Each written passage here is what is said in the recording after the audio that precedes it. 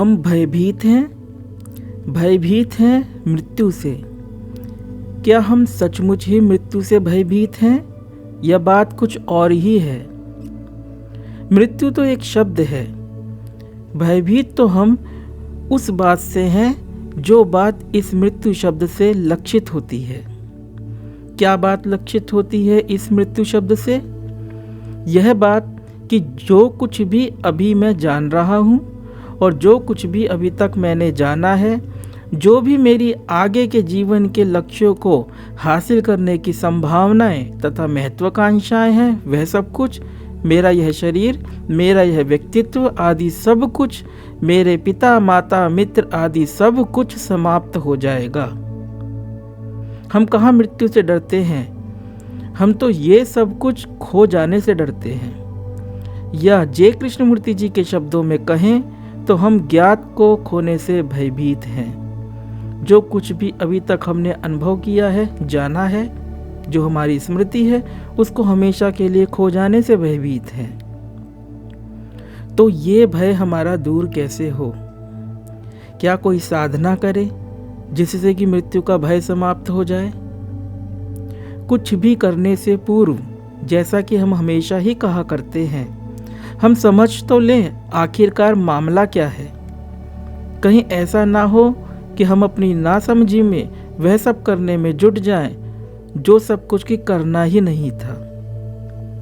अध्यात्म में करने से कई गुना ज़्यादा महत्व समझने का है। तो समझने की शुरुआत करते हैं उस बात से जो कि हम में से प्रत्येक के साथ रोज घटित होती है, परंतु हम ध्यान ही नहीं देते इस बात पर।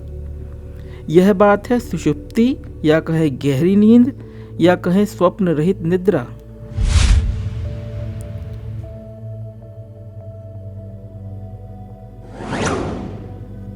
ये शरीर, ये परिवार, ये ऑफिस आदि कार्य व्यापार, हमारी महत्वाकांक्षाएं, हमारे तथाकथित जन्म से लेकर अब तक की घटी घटनाओं का इतिहास, सब कुछ छीन लेगी मृत्यु, जिससे कि हम डरते हैं। परंतु क्या कभी आपने सोचा कि यह काम तो रोज गहरी नींद भी किया करती है? हम गहरी निद्रा में जाने से नहीं डरते, बल्कि गहरी नींद आए, कोई व्यवधान ना आए, इसके लिए नाना प्रकार के इंतजाम किया करते हैं। फिर वह इंतजाम बढ़िया बिस्तर, वातानुकूलित शयन कक्ष या नींद की गोली अथवा शराब ही क्यों ना हो। किसी चीज का अभाव ही उसके होने के महत्व को स्पष्ट करता है। ऐसे ही इंसोम्निया, अनिद्रा की शिकायत से जूझ रहे व्यक्तियों से पूछने पर ही पता चलेगा कि जिस गहन निद्रा को हम स्वभावतः प्राकृतिक रूप से रोज प्राप्त करते हैं, उसकी कीमत आखिरकार क्या है। हम सोने से नहीं डरते, जबकि नींद सब कुछ छीन लेती है। जागने पर हमें सब कुछ वापस मिल जाता है, सजा सजाया मिल जाता है, और मृत्यु को हम इस संदर्भ में देखते हैं कि वापस कुछ मिलने वाला नहीं है, टोटल द एंड है। इसका मतलब यह हुआ कि हम विषयगत अनुभवों के प्रपंच के बीच बीच में गहरी नींद का आना और सब कुछ खो जाने को तो चाहा करते हैं, परंतु मृत्यु जैसी किसी घटना से हमेशा के लिए सब कुछ समाप्त हो जाने से डरते हैं। हम ऐसा नहीं चाहते।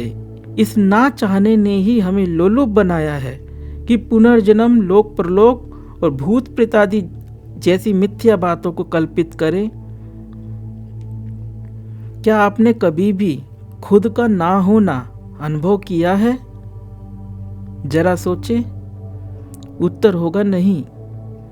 यदि आप कहते हैं कि जन्म से पूर्व मैं नहीं था, तो आप झूठ बोल रहे हैं, क्योंकि आपको जब अपने पैदा होने का ही अनुभव नहीं है, तो पैदा होने से पूर्व अपने ना होने का अनुभव कैसे हो सकता है? कदापि नहीं हो सकता। बस किसी ने हमसे कहा है कि तुम पैदा हुए थे, अमुक तारीख को पैदा हुए थे, और हमने इसे याद कर लिया है। वास्तविकता तो यह है कि हम में से किसी के भी पास खुद के ना होने का कोई भी एक्सपीरियंस या कहें अनुभव नहीं है। अब इसी बात को गहरी नींद के विषय में भी घटाएं।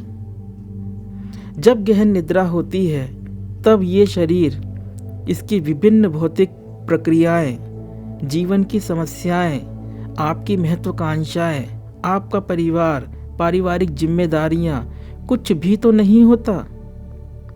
पर क्या आप भी नहीं होते? बिल्कुल नहीं। सबको पता है कि मैं अब भी हूं और गहरी नींद में भी था।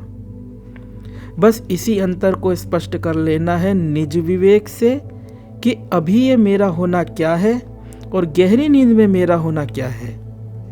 इस अंतर को विवेक द्वारा साक्षात कर लेने से ही मृत्यु का डर नहीं रहेगा, क्योंकि मृत्यु पेपर टाइगर है।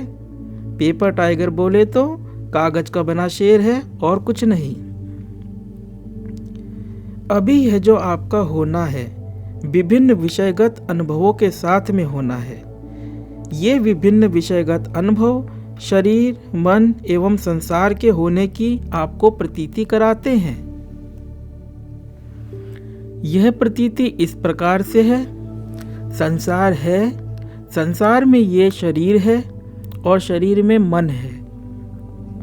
देखना, सुनना, स्वाद का अनुभव होना, स्पर्श होना, गंध महसूस होना संसार की प्रतीति करवाता है तथा भूख, प्यास, श्वास, दर्द आदि की संवेदनाएं शरीर के होने की प्रतीति कराते हैं। विचार एवं भावनाएं जैसे कि उदासी, निराशा, तनाव, वासना, ये सब आदि मन के होने की प्रतीति कराते हैं। ये सब के सब विषयगत अनुभव हैं जो कि जागृत तथा स्वप्न अवस्था में मौजूद हैं। अभी आपका होना इन विषयगत अनुभवों के साथ में होना है और आप यह सोचते हैं कि जीवन बस इन्हीं विभिन्न विषयगत अनुभवों के होते रहने का नाम है। गहन निद्रा में आपका होना मात्र शेष है और ये विभिन्न विषयगत अनुभव गायब हैं। शरीर गायब है, मन गायब है और संसार गायब है। इस तथ्य पर विचार करें, विवेक करें कि आपका होना, आपका अस्तित्व अबाधित है, हमेशा है। यह एक बहुत बड़ी बात है, परंतु तभी जब आप इसकी कीमत को समझें। इस बात को समझना है कि अस्तित्व अबाधित है और यह अस्तित्व अर्थात होना मात्र ही आप हैं, न कि आप कोई व्यक्ति अथवा शरीर हैं। आइए समझते हैं इसे, ताकि मृत्यु को एक धारणा मात्र या पेपर टाइगर के रूप में हम जान सकें।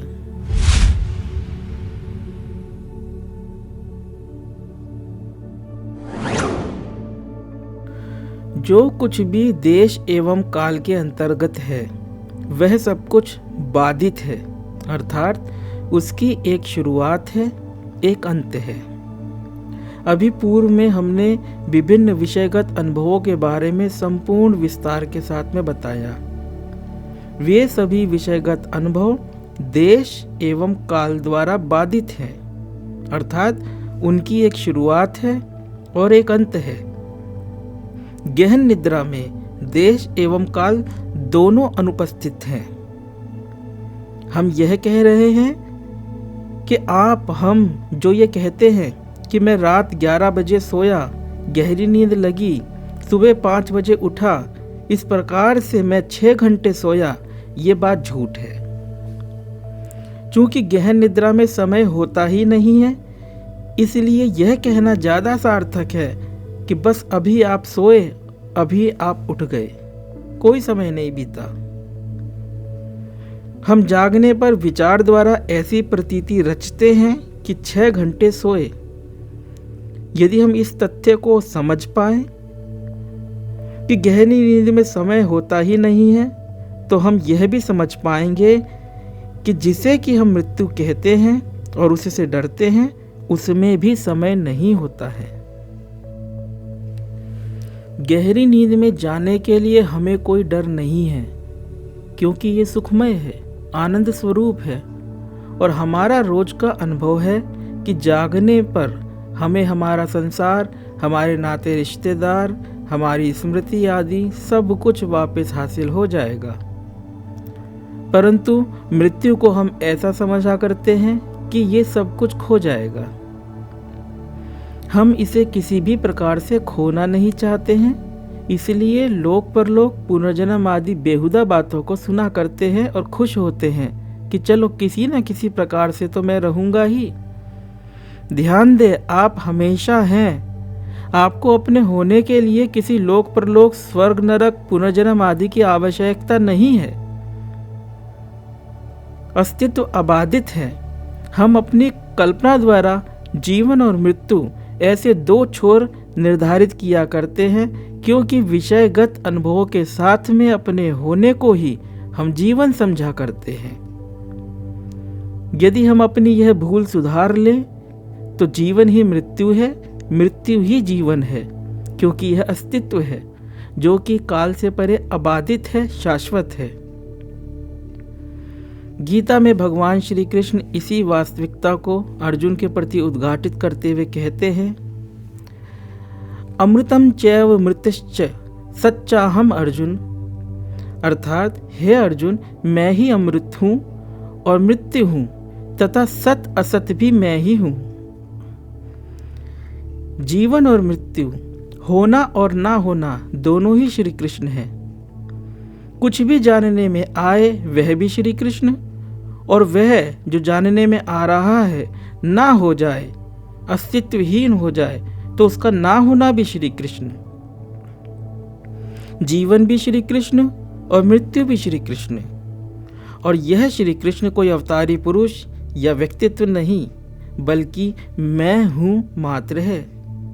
ये आपका, हम सबका निर्वैयक्तिक मैं है, जो कि गहन निद्रा में तो है ही, वरन जागने पर भी है, मृत्यु पर भी है। ये कभी नहीं मिटता।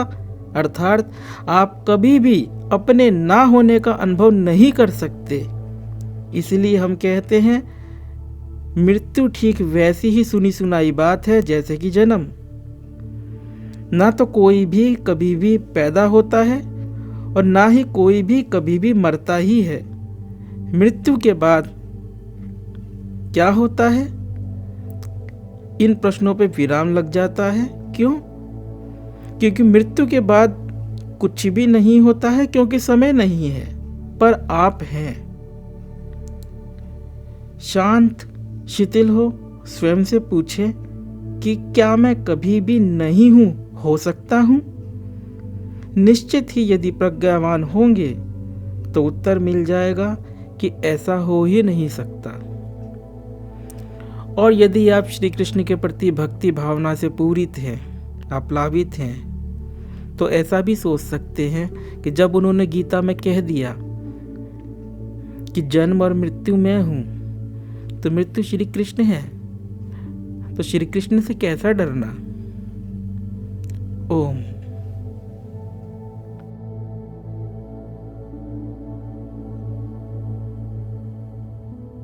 अगर आपको यह वीडियो पसंद आया है तो वीडियो को लाइक जरूर करें और चैनल को सब्सक्राइब कर इस ज्ञान के प्रवाह में अपनी श्रद्धांजलि अर्पित करें।